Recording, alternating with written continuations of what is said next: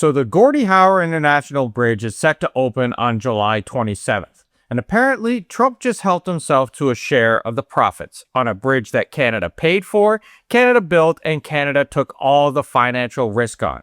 Before the ribbon is even cut, the United States reportedly has 50% of future toll profits and a veto on pricing. That's not a partnership. That is extortion. Now, we want to be really careful here because the Carney government has not released the full details yet. We're working from what has been reported and believe that this is based on net operating costs, not gross revenue. But even on those terms, the principle is the same. Canada completed the infrastructure, and Washington used the opening as leverage to extract a financial stake it never negotiated for in the first place. And there's a word for that in international relations. Not the movie version with envelopes and dark alleys here, the government version, where one country blocks something essential until the other country agrees to pay a price that was never part of the original deal. It's extortion. And that's where we are with the Gordie Howe International Bridge. The bridge, it's just the opening chapter in this. So let's back up and explain what we're actually talking about. For those who don't know what's going on if you've been living under a rock. The Windsor-Detroit corridor is the single busiest land border crossing between Canada and the United States. We are talking about roughly 25% of all Canada-US trade moving through that one stretch. Billions of dollars of freight every single day. And for over 100 years, almost all of that commercial traffic depended on one bridge, the Ambassador Bridge. One aging crossing, one bottleneck, one privately owned structure controlling the gateway for the most important trade corridor in North America. The entire purpose of the Gordie Howe Bridge was to fix that. A modern, publicly owned second crossing with direct highway connections on both sides of the border. And Canada didn't ask the United States to split the bill. Canada took on the full project. The financing, the construction, the risks, the timeline. The plan was simple. Tolls would repay the cost over time.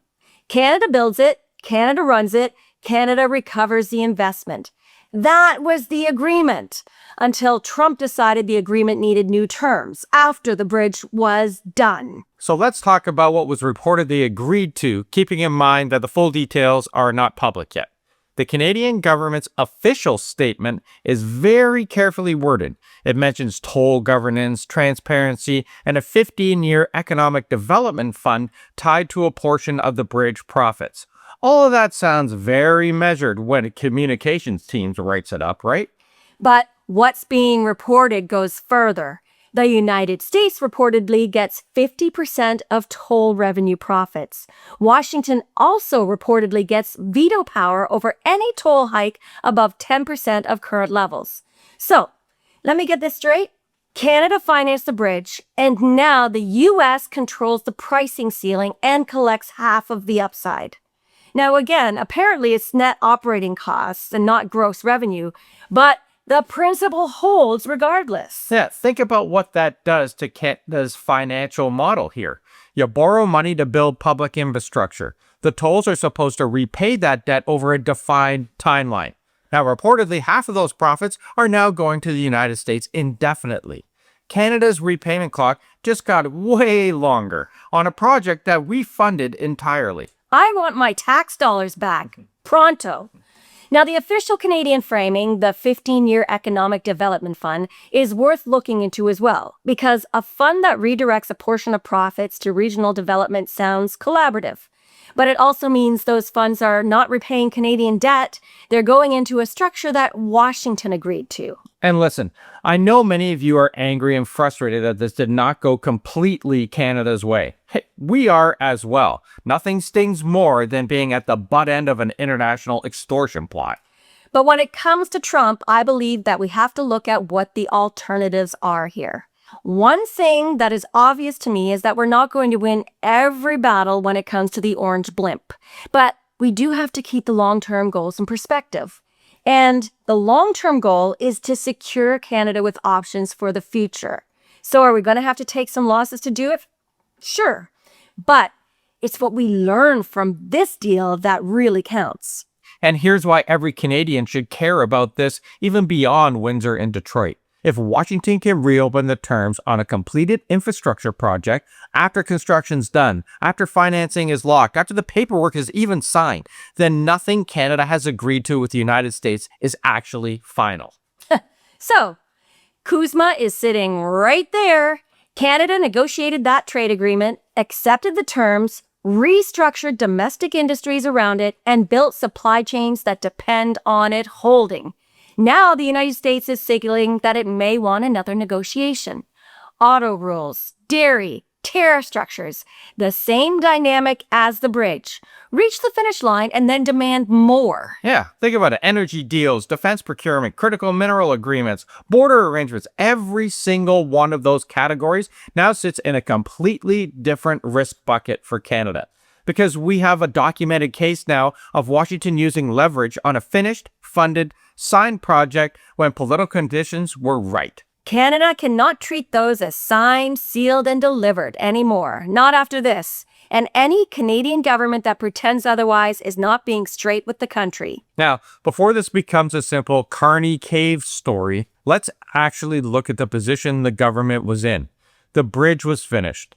Businesses in Windsor, Southern Ontario, and across the auto corridor had been waiting a long time. Every additional month of delay is real economic pain for truckers, plant workers, supply chain operators, small businesses on both sides of the border. And remember that Maroon family who's a billionaire trying to block this all this time, he just keeps on raking in the dough. So the choice was brutal. And let's be honest about this. Hold firm, make the political point, keep the bridge closed, and then you let the region absorb the economic cost of a stalled crossing for months or longer. Or do we make a deal, get it open, and accept financial terms that were not part of the original agreement? Neither option is good. One hits the economy now, the other costs Canada something over the long term. And here's what you have to remember here. Canada was not negotiating from strength here. Washington knew that the bridge needed to open. Washington knew the economic pressure was mounting, and Washington pushed because that is what you do when you hold all the leverage and the other side is running out of time. That is not a character flaw on Prime Minister Carney's part. It's a description of the negotiating reality that Canada has to deal with. And the uncomfortable part is that Canada got into that reality because of decades of economic dependence that nobody seriously addressed. Until now. So where does this leave Canada? Because the bridge opens on July 27th. Trade is going to flow, and in a narrow, immediate sense, that's good for Windsor, good for Detroit, and good for the manufacturing sector. But the lesson buried inside that good news is that Canada's proximity to the United States is simultaneously its greatest economic asset and its greatest strategic vulnerability. Yeah, people hear trade diversification and it can sound like a politician's phrase that means nothing in practice. But after the Gordie Howe deal, it's not a phrase anymore. It's an operational imperative, building supply chains that don't snap the moment Washington decides that the friendship is conditional. So here's what tends to get lost in the frustration of a story like this. Canada now has something very valuable. A documented record, a completed, funded, signed infrastructure project held by Washington until Canada agreed to new financial terms. That's on the record. And every trade partner watching Canada right now, every investor, every government in Europe and Asia evaluating Canada's position, they all just saw the same thing. The U.S. cannot be trusted. And now that changes how Canada negotiates going forward.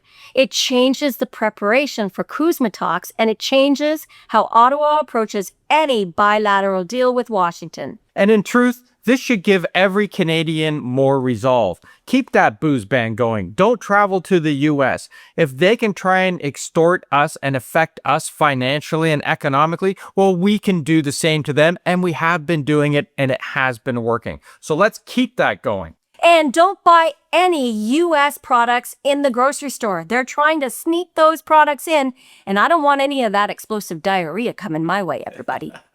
Canada has the leverage, and they're feeling the pain. Just look at all the senators and congressmen begging for us to buy their booze and buy their produce. You know what? We're not going to do it anymore. And if they thought that this was going to make us weaker or we're going to capitulate to them, well, they got another thing coming. We're Canadian and we're not backing down. So here's a question that we want you to weigh in on. Do you think that our Prime Minister caved to Trump on the Gordie Howe Bridge, or do you think that he had no choice in the matter? I know this will be a hot one in the comments, so let us know exactly what you think. And if you think more Canadians and Americans need to understand what just happened with this bridge, share the video, give it a hype, a like, and subscribe if you haven't yet, because it really helps us out. And check out the pinned comment down below for all the good stuff. See you tomorrow, everybody. And our merch is on there too. Yeah, thanks for watching, and we'll see you tomorrow. Ciao for now.